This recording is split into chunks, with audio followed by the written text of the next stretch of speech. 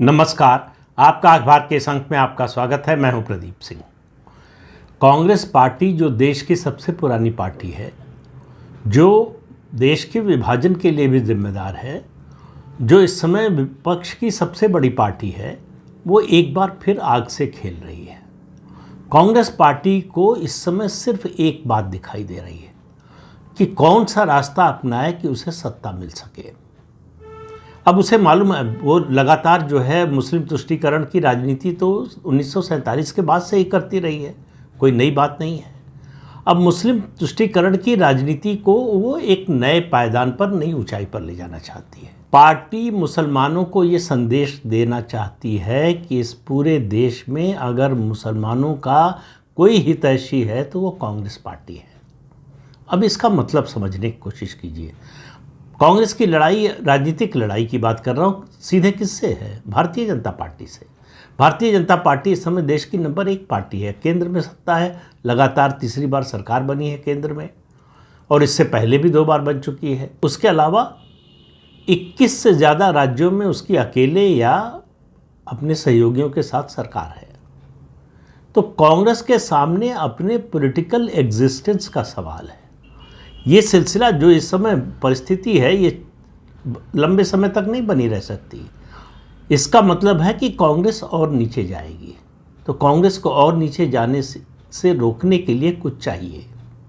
उसको एक बात समझ में आ गई है कि भारतीय जनता पार्टी के इस रूप में रहते और इस तरह का नेतृत्व रहते हुए हिंदुओं के बड़े सेक्शन का वोट नहीं मिल सकता। केवल उन्हीं हिंदुओं का वोट मिल सकता है जो हिंदू होते हुए भी हिंदू धर्म को पसंद नहीं करते। तो ऐसे हिंदुओं का वोट कांग्रेस को और उसके सहयोगी दलों को मिलता रहेगा। लेकिन उनकी समस्या 2 तरफ से हो रही है। एक, उनकी संख्या घट रही है। ऐसे हिंदू जो हिंदू धर्म को नहीं पसंद करते, उनकी संख्या पिछले 10-11 साल में लगातार घट रही है। कांग्रेस की एक बड़ी चिंता ये है कि उसके पास जो बफर था वो कम हो रहा है, सिकुड़ता जा रहा है। तो अब वो बफर को बढ़ाने का उसके पास कोई उपाय नहीं है। वो हिंदुत्व के रास्ते पर चल नहीं सकती। उसको मालूम है कि इतना तगड़ा कंपटीशन है कि वो बीजेपी को पछाड़ ही नहीं सकती, पीछे कर ही नहीं सकती। और जिस तरह का विश्वास हिंदुओं के एक बड़े वर्ग का भारतीय जनता पार्टी और उसके राष्ट्रीय और क्षेत्रीय नेतृत्व पर बढ़ता जा रहा है, उसको देखते हुए निराशा कांग्रेस पार्टी में और ज़्यादा है। भविष्य को लेकर कोई आशा की किरण कांग्रेस पार्टी को दिखाई नहीं दे रही है। तो ऐसे में पार्टी क्या करे सर्वाइवल के लिए? उसके सामने रास्ता बचा है मुस्लिम तुष्टीकरण को नए सिरे से परिभाषित करना। अभी तक वो जो करती रही है 1947 से लेकर और कहें 2014 तक, जब तक उसकी सरकार रही या सरकारें रही, तो मुसलमानों के नाम पर वोट तो लेती रही। उनका तुष्टीकरण आम मुसलमान का नहीं, उनके जो वोट के ठेकेदार हैं, मुल्ला मौलवी हैं, उनका तुष्टीकरण करती रही और उनका वोट थोक में लेती रही। अब कांग्रेस की दिक्कत ये हो रही है कि जहां उसका सीधा मुकाबला है भारतीय जनता पार्टी से, वहां उसको मालूम है मुस्लिम वोट लेने के लिए कुछ करने की ज़रूरत नहीं है। वो चाहे आप गुजरात की बात करें, राजस्थान की बात करें या इस तरह के दूसरे राज्यों की बात कर लें जहां सीधा मुकाबला है, तो वहाँ कोई क्षेत्रीय दल नहीं है तो उसको कोई चिंता नहीं है। उसको मालूम है कि मुसलमान बीजेपी को तो वोट देगा नहीं, हम ही को वोट देगा। तो वहाँ मुस्लिम वोट के लिए उसको ज़्यादा कुछ करने की ज़रूरत नहीं है। लेकिन कांग्रेस की समस्या क्या है? बीजेपी तो समस्या है ही, लेकिन उससे बड़ी समस्या जो कांग्रेस को और घटा रही है वो क्षेत्रीय दल, जिन्होंने कांग्रेस का जनाधार लेकर जो आज बड़े दल बन गए हैं अपने अपने राज्य में। मुस्लिम वोट उनके साथ है। बिहार में आप देखिए तो आरजेडी के साथ है, उत्तर प्रदेश में देखिए तो समाजवादी पार्टी के साथ है, तमिलनाडु में देखिए तो डीएमके के साथ है। इसी तरह से राज्य दर राज्य आप देखते जाइए, जहाँ जहाँ क्षेत्रीय दल मजबूत है वहाँ मुस्लिम वोट उनके साथ है, कांग्रेस के साथ नहीं है। ये ट्रेंड जो है शुरू हुआ है, फिर से कह रहा हूँ, इस बात को कई बार कह चुका हूँ, कर्नाटक और तेलंगाना के विधानसभा चुनाव से। और मुसलमानों ने एक संकेत दिया अपनी रणनीति में बदलाव का कि हम पूरी तरह से कांग्रेस के साथ हैं। कांग्रेस ही एकमात्र पार्टी है उनकी नज़र में जो राष्ट्रीय स्तर पर भाजपा का मुकाबला कर सकती है। उनका ये सपना है कि एक दिन कांग्रेस हरा भी देगी। इसलिए जो है उनको पहले अपना जो मुस्लिम जनाधार है वो क्षेत्रीय दलों से लेना है। तो उसके लिए उनको कुछ प्रतीकों की ज़रूरत है। ये जो कर्नाटक में हुआ है, 4% आरक्षण मुसलमानों को दिया गया है। कहाँ पर? सरकारी ठेकों में। अब बहुत से लोग कह रहे हैं कि भाई वो सेंट्रल लिस्ट में जो भी ओबीसी में आता है, मुसलमान हो या किसी और मजहब का हो, उन सबको आरक्षण तो मिलता ही है। भाजपा शासित राज्यों में भी मिलता है, बिल्कुल ठीक बात है। लेकिन सवाल यह है कि आरक्षण का जो प्रावधान है, आरक्षण की जो व्यवस्था है वो क्या है, इसको थोड़ा समझ लीजिए, क्या याद कर लीजिए। एससी और एसटी को आरक्षण मिलता है नौकरियों में, शिक्षण संस्थाओं में और लेजिस्लेचर में, यानी विधानसभा और लोकसभा में भी उनको आरक्षण मिलता है। जहाँ तक ओबीसी का सवाल है, उसको आरक्षण मिलता है शिक्षण संस्थाओं में और नौकरियों में, उसको लेजिस्लेचर में कोई आरक्षण नहीं। एक बात। दूसरी बात, सरकारी ठेकों में कोई आरक्षण की व्यवस्था नहीं है किसी के लिए भी, एससी एसटी के लिए भी नहीं है। तो क्या कांग्रेस पार्टी जो ये आरक्षण देने जा रही है, किसका हिस्सा लेकर? कांग्रेस पार्टी अपने को दलितों का हितैषी बताती है। आजकल पिछड़ों का झंडा लेकर भी राहुल गांधी चल रहे हैं। तो कांग्रेस पार्टी क्या पिछड़ा वर्ग को और उसके अलावा दलितों को, आदिवासियों को कर्नाटक में सरकारी ठेकों में आरक्षण देती है? या जिन राज्यों में सरकार है या थी वहाँ आरक्षण देती थी? सवाल इसका बात। दूसरी बात, कांग्रेस पार्टी को अच्छी तरह से मालूम है, वो कई बार, और याद रखिए ये कोशिश वो बार बार दक्षिण भारत में करती है, मुसलमानों को आरक्षण देने की कोशिश बंटवारे के बाद आंध्र प्रदेश और तेलंगाना में कर चुकी है, कर्नाटक में। उसके अलावा जो है वो आरक्षण देने की मुसलमानों की बात करती एक बार सिर्फ 2012 में उत्तर प्रदेश में की थी, जब सलमान खुर्शीद जो है केंद्रीय कानून मंत्री थे। चुनाव के समय उन्होंने घोषणा की थी, और मैंने ये पहले बताया था, आपको पता भी होगा कि उस समय एसवाई कुरैशी मुख्य चुनाव आयुक्त थे। उन्होंने राष्ट्रपति को लिखा था कि इस मंत्री के खिलाफ कार्रवाई होनी चाहिए, लेकिन मनमोहन सोनिया गांधी की सरकार ने कुछ नहीं किया। तो कांग्रेस पार्टी मुस्लिम तुष्टीकरण के लिए, मुसलमानों को ये संदेश देने के लिए, मैं बार बार कह रहा हूँ, मुसलमानों का हित करने के लिए नहीं, मुसलमानों को ये संदेश देने के लिए कि हम तुम्हारे सबसे बड़े हितैषी हैं, किसी भी हद तक जाने को तैयार है।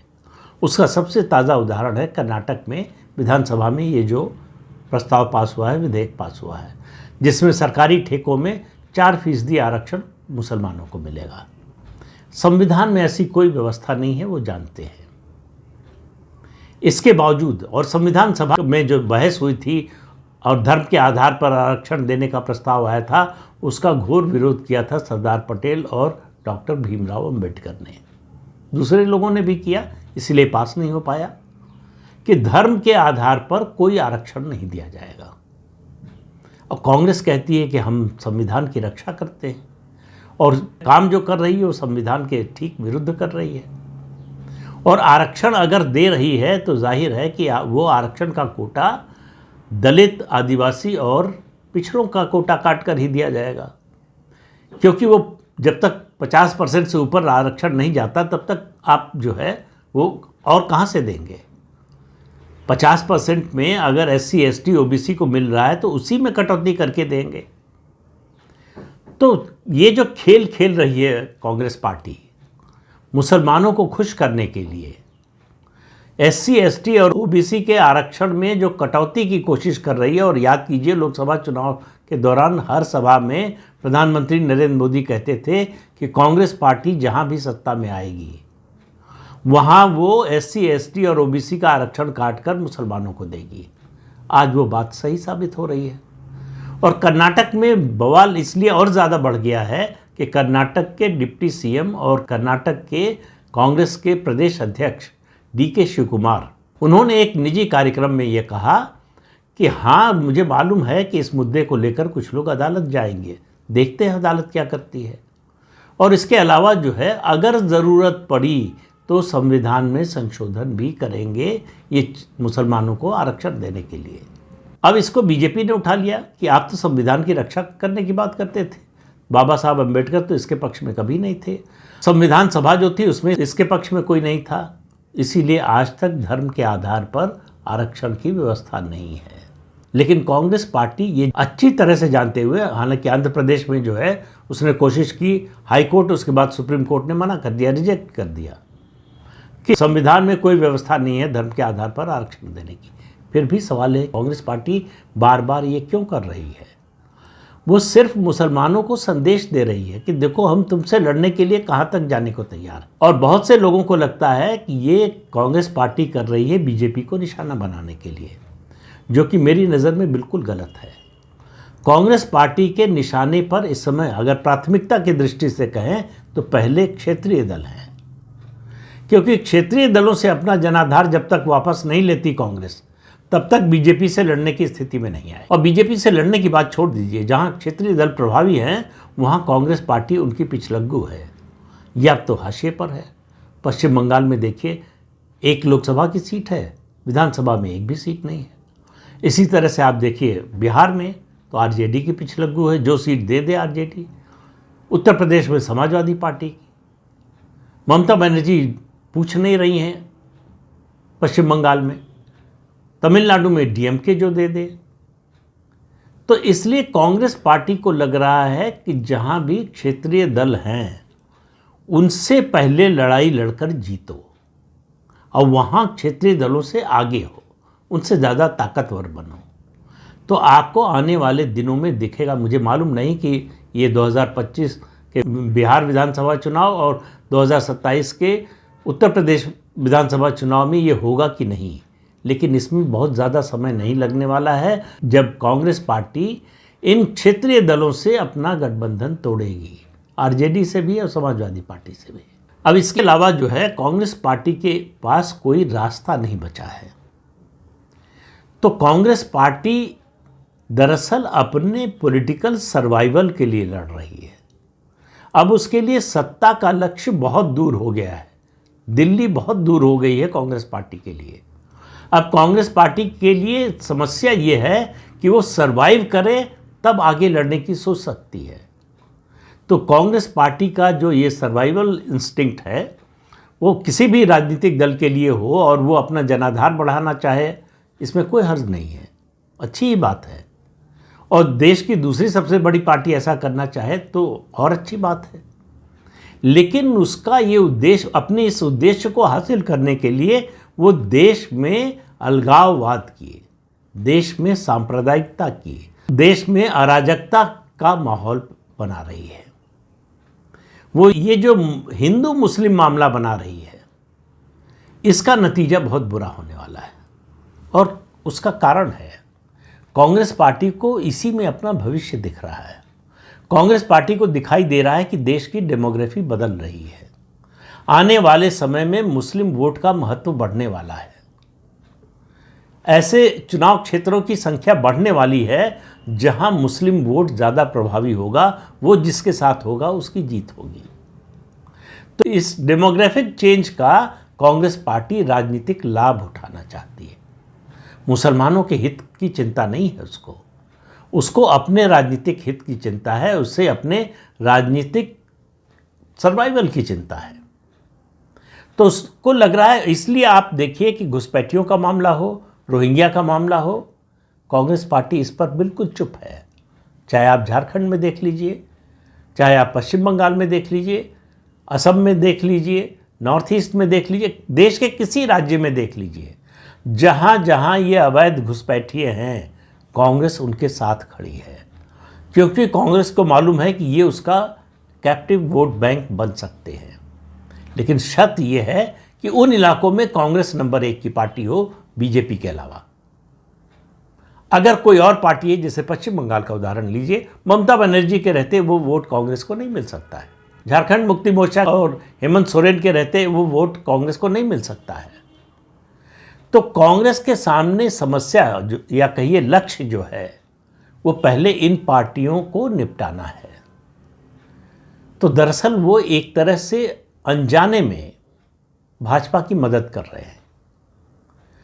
भाजपा की लड़ाई की नौबत ही ना आए इन क्षेत्रीय दलों से। अगर कांग्रेस जीत जाती है तो भाजपा की सीधी लड़ाई कांग्रेस पार्टी से होगी। और जहां जहां जिन राज्यों में भी कांग्रेस और भाजपा आमने सामने होती है वहां भाजपा की ही जीत होती है। भाजपा से सीधे लड़कर कांग्रेस जीत नहीं पाती है। लेकिन कांग्रेस को अभी ये सब दिखाई नहीं दे रहा है। उसको लग रहा है कि पहले बच तो जाएं, तो अपने को बचाने के लिए वो देश को बर्बाद करने के लिए तैयार है। कुल मिलाकर मामला ये है। तो इस अंक में इतना ही। अगले अंक में फिर मिलेंगे किसी नए मुद्दे के साथ। तब तक के लिए अनुमति दीजिए। आपसे अनुरोध है कि चैनल देखिए, शेयर कीजिए, लाइक कीजिए और सब्सक्राइब जरूर कीजिए। नमस्कार।